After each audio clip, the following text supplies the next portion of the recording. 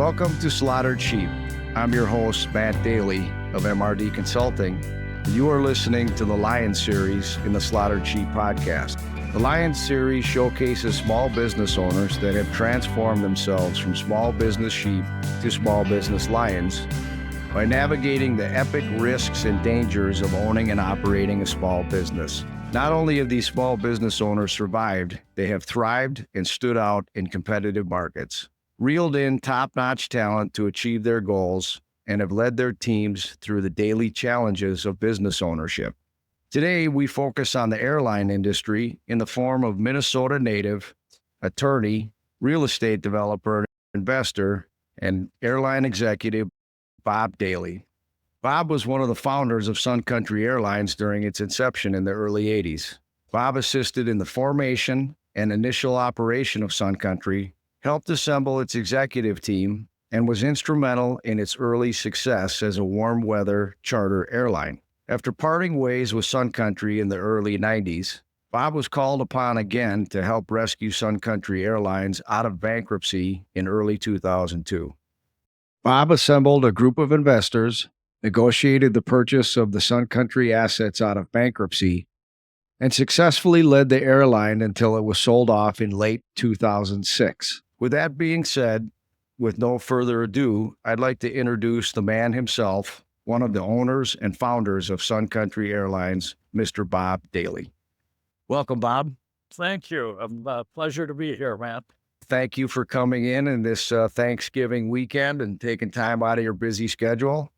I know the audience wants to hear this story about you and Sun Country Airlines. We appreciate having you on Slaughtered Sheep. It takes a fair amount of courage to come onto a podcast called Slaughtered Sheep. I've been called a lot of names. I don't remember being called a sheep or a lion, but anyway, it's nice to be here, Matt. So, Bob, you need to know that the board of directors of Slaughtered Sheep have deemed you to be a lion through a grueling vetting process. So how does it feel to be deemed a lion on the Slaughtered Sheep podcast? I'm honored. Is it the greatest honor you've ever had in your business career? I don't know about that. Bob, before we get into the remarkable story of Sun Country Airlines, which you were inextricably linked to, our listening audience would like to know a little bit about who Bob Daly is. What was your childhood like? Where did you grow up? What was your formal education? And maybe if you could, as you're recounting your events throughout your life to us, talk about some telltale signs as you were growing up that were indicators that you were going to become an entrepreneur. Okay. First of all, I was born and raised on a farm near Rosemount. I was the youngest of 7 siblings. In fact, I just got back from San Francisco a couple days ago. I was out there to celebrate my sister's 100th birthday party. I saw the pictures, and that is fantastic. Yeah. Anyway, she was the oldest and I was the youngest. And I had 5 brothers. And guess that I could say that surviving that experience qualified me to be an entrepreneur. You have to learn to defend yourself when you've got 5 older brothers. Probably at the dinner table more than any place. Every place. But anyway, I grew up on a farm, and we farmed between, I would say, 300 and 450 acres of land. We had a dairy farm. We milked by hand, 20 cows morning and evening. And we raised sheep, cattle, hogs, a lot of turkeys and chickens. And we didn't have a barn cleaner when I grew up, so I was a barn cleaner. Wow. And I like to say that I spent the first 18 years of my life knee-deep in cow manure. And I never forgot about that. Yeah. I always knew where I came from. And it helped me in my business career because I never thought I was any better than anybody else. I didn't have the handicap of carrying around a large ego. Yeah. And now that I look back, that was an important part in getting along with. Absolutely. Very interesting. So the lesson in that is, or the takeaway, clearly tough work, right? Not just cleaning the barn and being knee deep in manure, but that kind of work will humble you. Absolutely will humble you. And it allowed you to relate to a lot of the workers at Sun Country Airline and other businesses that you had that were doing hard physical labor, and maybe they had that connection with you? To an extent, although the modern generation, farming is corporate farming now, and it's completely different. So Correct. they don't have an opportunity to put in the hours on the farm that we did. So it's a little different, but it certainly melded my personality to where it made it a lot easier to get along with people and to respect people. Sure. From all walks of life. Got it. Very interesting. And so you grew up on the farm in Rosemount, and then obviously you graduated from high school, Rosemount High School, and you went on to college and law school. Talk to us about those years.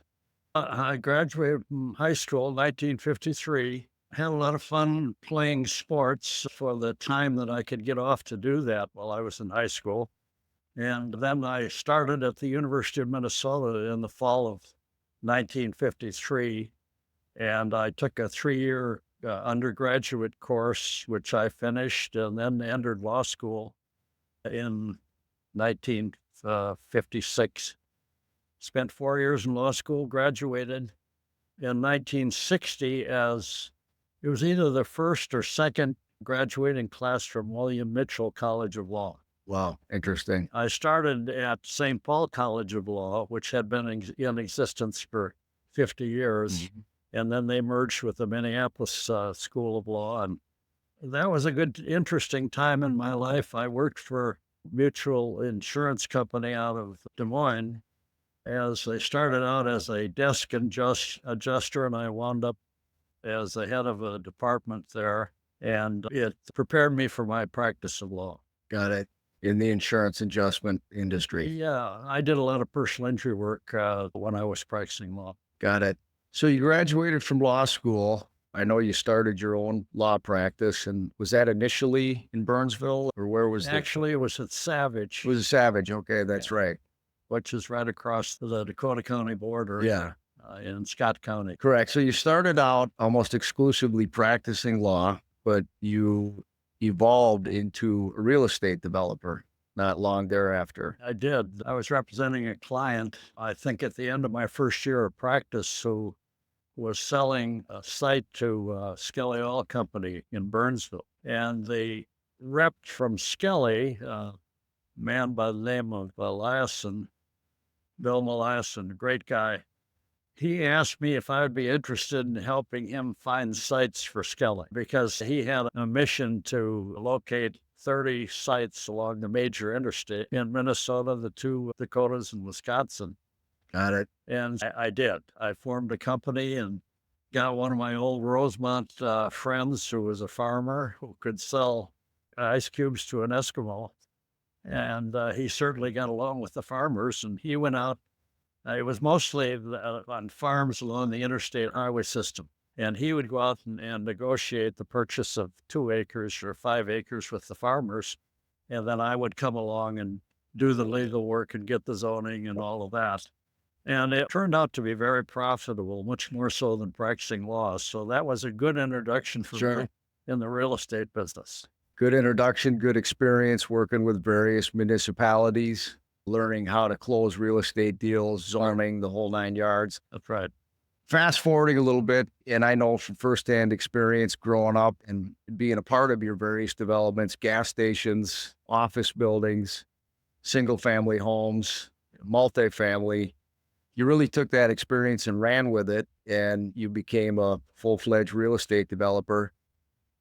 You kept your law practice going for the most part during that time? I did. I practiced law until the early part of 1990 and the 90s. Got it. In the late 80s, I got involved with a gentleman by the name of Max McGee, the former Packer football player, who was doing the color for the Packers in Wisconsin on the Packer games on the radio. And anyway, the Congress passed the 1988 Indian Gaming Regulatory Act, which allowed the tribes to enter into Class 3 gaming, which was basically at that time defined as slot machines in addition to bingo. And they asked Max to help get them in business, and because the tribe didn't have any money. and it was the Winnebago tribe in Wisconsin. And I was representing Max at the time, and Max asked me to vet the opportunity from a legal standpoint, which I did. And the first thing, Max didn't do any heavy lifting. So I put together a team of architect, construction superintendent, and eventually Matt, one of my sons. And we actually did the development of 2 casinos for the Winnebagos in Wisconsin, which was very interesting. It took about 2.5 years, but I got along well with the Indians. I thought maybe I was an Indian in my last life, but it was quite an experience. And I remember you hired me as the CFO of Winamax, and my brother Luke, fresh off of his Harvard MBA, helped get the casinos up and running. It was a family affair working with Max, and definitely looking back, one of the best times of my life. It was a lot of great memories. So we've given the listening audience, our small business listeners, we've given them a good backdrop for who you were growing up as a child on a farm, a lot of tough, hard labor with your siblings. I know that you paid your own way through college and law school. You were introduced to real estate development in the Skelly endeavor, if you will. And you saw how lucrative that could be, and you ran with it. And that background really prepared you for assisting Max in the Winnebago. All that experience you had was instrumental. But we're here to talk about Sun Country Airlines. That's really the focus of this podcast. And it's a lot of the things you've done in your business career have been remarkable, but clearly I think from a notoriety standpoint, this is the most high profile business venture you've been on. It's had a huge impact on this state. People have just had a love affair with this airline. And so we want to hear about this. My recollection, you didn't have a lot of experience in the airline industry. I know you had friends in the airline industry. I know you like to travel a lot, but talk to us about how this opportunity in the early 80s fell into your lap and how you ran with it. Sure. It started with 1982. In January of 1982, an airline by the name of Air Florida dropped a 727 Boeing aircraft into the Potomac River in January. It was a matter of pilot error. The weather was bad, and the wings were iced up, and the pilot didn't take the time to have it de-iced before he took off. And they got a little ways up in the air, and if you got ice on the wings, you aren't going to stay up. And they crashed into the 14th Street Bridge and into the Potomac River. And it had a passenger load of 75 passengers, and they all perished except 4. And they had a crew of 4, and 1 flight attendant survived. Anyway, that's going to be important for a later part of our story about Sun Country. Anyway, going forward a bit, in May of 1982, Braniff Airline filed for bankruptcy, and a bunch of the Braniff crews were based in Minneapolis, one of which was a good friend of mine by the name of Jim Olson, who was a captain. And after Braniff filed for bankruptcy, I'm practicing law in Birchville. And one day, 9 flight captains and 2 flight attendants came into my office, and following the Braniff bankruptcy, and they wanted to start an airline. I said, "What are you doing here?" I don't know anything about the airline business, but Jim was a friend of mine, and I had represented one of the other captains too, sometime before that. But anyway, I asked them if they had $30 or $40 million. I said, I'd be happy to laying around. Yeah, I'd be happy to do this for you. They didn't have any money. And so I said, "It's admirable what you guys are trying to do, but I really can't help you." And I spent an hour and a half of my time listening to these guys. And so they left. And I'll be damned, about a week later, or maybe 10 days later, they all came back again. The same song and the same verse. They wanted me to help them start an airline. Jim Olson was such a good friend of mine, and Jim had called me the day before and said, "We're coming back to see you." And I said, "What for?" But anyway, when I got thinking about it, and I was doing real estate development, and I had a financial analyst, a numbers guy by the name of Greg Bronk. Oh, yeah. And so I thought, at least I can help these guys prepare a business plan and some projections, and maybe that'll help them get on their way. So when they come in, I agreed to do that. And this would have been in June 1982, about a month after Braniff had filed for bankruptcy. So anyways, we put together a business plan and projections, which mostly was done by Jim Olson and Greg Brown with a little help from me. And it was a pretty good business plan. And the projections turned out to be very accurate. Jim, which was unusual for a pilot, had a good handle on the costs per hour of flying an aircraft and maintaining it and so forth. And so anyway, we got to that point. And so now Jim said, that's fine, but we don't have any connections to any investors. We know you're a businessman as well as a lawyer, so find us some investor.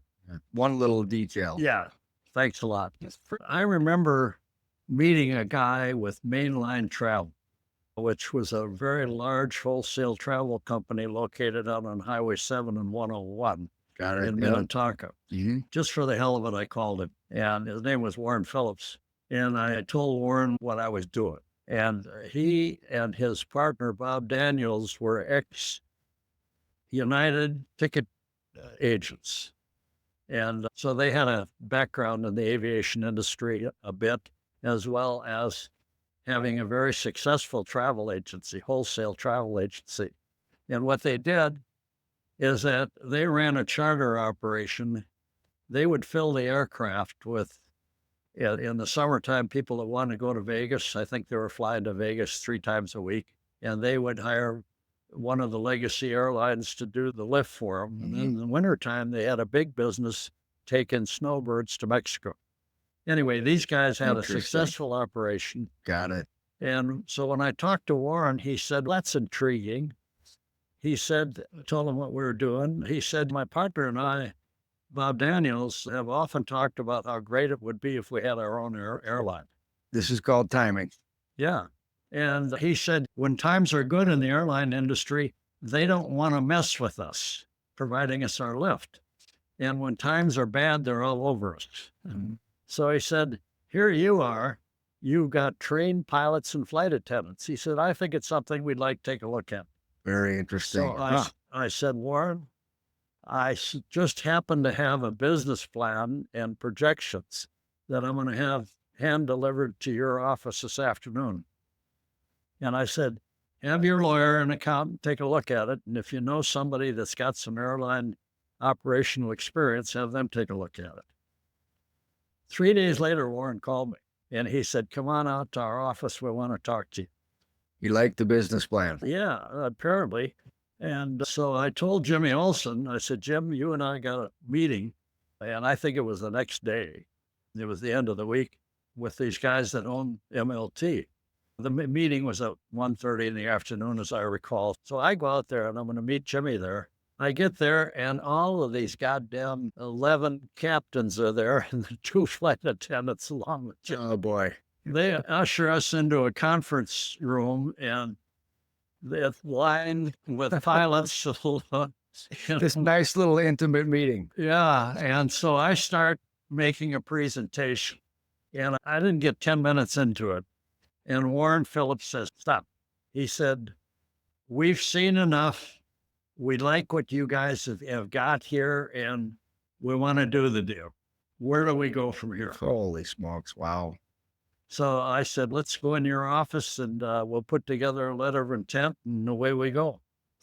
So I go in the office with Warren and I leave all the pilots out. Gave them something to eat and drink to keep them occupied. We get in Warren's office and I said, one of the things we have to do is to figure out the equity in this company. And we've got a lot else to talk about. And Warren says, what do you think is fair? And I said, you're financing this. So you should own at least 51% of the company. Yeah, correct. Warren looked at me and he said, that sounds fair. I thought I'd be lucky if I could capture 10% of the equity to spread out to these clients of mine. So anyway, I almost fell off the chair when he said, I think that's fair. Yeah. each one of these pilots, the bottom line was, wound up with 3% of the airline. They were looking for a job. Yeah. And, In addition to getting their salary as pilots. yeah. So anyways, I said, now, one of our main missions here is to get what they call a 121 certificate from the Civil Aeronautics Board, Mhm. which is the permission to operate an airline. And Correct. at that time, that was a 2 to 4 year process. And probably you got to spend the better part of $1 million. Wow. Lord takes care of the week. And it just happened that one of the pilots had a distant relative in Washington who was an aviation attorney by the name of Barnes. And he and I got a hold of this Barnes, called him on the phone, and told him what we were doing. And he said, damn, that sounds interesting. I'd heard that before. I was tied up. I couldn't meet him in Washington, but Jimmy Olsen went along with Charlie Keel, the other captain who was distantly related. And they met with Barnes. And the object was to get a meeting with one of the higher up people with the Civil Aeronautics Board, which incidentally now is the Department of Transportation. Got it. But back then it was a CAB. Was that all under the FAA or? No, the FAA is a separate department. Got it. Okay. The Civil Aeronautics Board and the Department of Transportation are charged with not the operating feature of the airline, that's FAA, Got it. but with the legalization penalty if they screw up and blah, blah, blah. But the important thing here is to get that certificate that allows it to start flying, because it doesn't do any good to have investors if you can't legally start operating an airline. Correct. Make a long story short, Barnes took it to one of the higher up officers in the CAB, and he liked what we put together and the fact that we're trying to do something for these people that were dispossessed. Braniff. Yeah, Braniff people. Yep. And he said, we'll handle this on an expedited basis. Wow. Not 2 years or 4 years, an expedited basis. It just so happened, I found out later, that Barnes's father had been the head of the Civil Aeronautics Board and retired 4 years before this. Wow. Which didn't hurt. So anyway, they agreed to handle it on an expedited basis, and in 4.5 months, we had our certificate. 4.5 months. And I don't think Unbelievable. I don't think that we paid Barnes over $75,000. Yeah. It was unbelievable, because today it takes 6 to 10 years. It's incredible. Yeah. That certificate allowed the airline to fly charter flights and regular scheduled flights. So scheduled service and charter service. So it was an all-inclusive certificate. You could have grown that certificate into $1 billion airline. No kidding. Yeah, That's exactly what happened. Basically what happened. Today, Sun Country has 130 some aircraft. They have 40 aircraft dedicated to Amazon's cargo service throughout the country. I had heard that they expanded into that area. But anyway, let's get back to, I don't want to get ahead of myself here. So now we got a certificate. We got to get an airplane. One of the pilots said, why don't you get a hold of the company that owned those aircraft for Air Florida? Because Air Florida went out of business after they put that plane in the Potomac. So I did a little digging and found out that General Electric Credit Corporation owned 6 aircraft that they had leased to Air Florida. Got it. So I called General Electric Credit Corporation in someplace in Massachusetts, and I said, I want to talk to somebody in charge of owning or leasing aircraft. I didn't get a call back. I called him again in 2 days, and I said, God damn it, I got a little pushy. I got hooked up. He called me that afternoon later, a guy by the name of Bob O'Reilly. And he had the authority to talk about leasing an aircraft. And when I told him what we were doing and that we had just gotten our certificate, he said, that's interesting. He said, I want to come to Minneapolis and meet with you guys. So he flew to Minneapolis. Nice. And that started the process of putting together a lease for that first Sun Country airplane. And he brought along with him a copy of the lease. 45 pages, airline and jargon associated with the expense and and obligations on a lease of an aircraft. And I looked at part of it and I said, Bob, I'd had dinner with him twice at Eddie Webster's by this time. Got it. So he's another Irishman. I'm Irish. You softened them up. We got along real well. And I said, Bob, we don't have a lot of money, and I'm going to have to hire an aviation lawyer that's experienced with these damn leases. Or I said, you're going to have to help me. He said, I'll help you. He and I spent actually probably 12, 14 hours together going over the terms of this lease. And I'm mostly listening.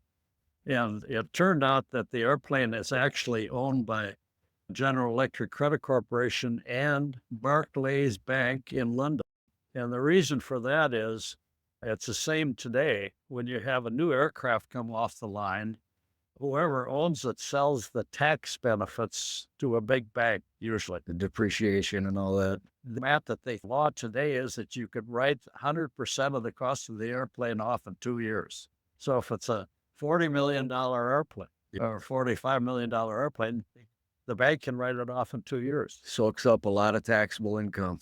Exactly. And the big banks, they're the big cats are the one that take advantage of this. Anyway, but it presented an obstacle for us because we had to not only get General Electric's okay on a lease, we had to get Barclays okay on it too.